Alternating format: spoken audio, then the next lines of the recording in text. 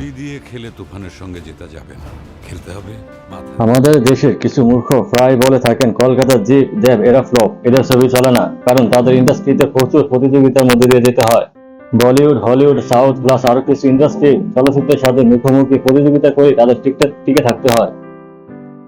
আমাদের মতো এক সুপারস্টার প্রতিযোগিতাবিহীন খালি মাঠ একটি আজব ইন্ডাস্ট্রি তাদের নয়। এত প্রতিযোগিতার পরেও যে টলিউড ইন্ডাস্ট্রি টিকে আছে সেটাই অনেক বড় ব্যাপার। টলিউড অনেক স্ট্রাগল করে বেঁচে আছে, আমাদের মতো খালি ময়দান তাদের নেই, সবার সাথে খেলেই জিততে হয়।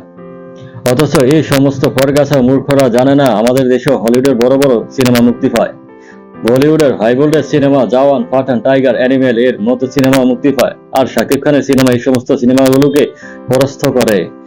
এই সমস্ত সিনেমার সমস্ত রেকর্ড চূর্ণ বিচ্ছিন্ন করে দেয়, যেটা জিৎ বা দেবের পক্ষে সম্ভব হচ্ছে না। সম্ভব হবে কি করে? তাদের সিনেমা ফ্লপ এড়ানোই তো মুশকিল হয়ে যায়।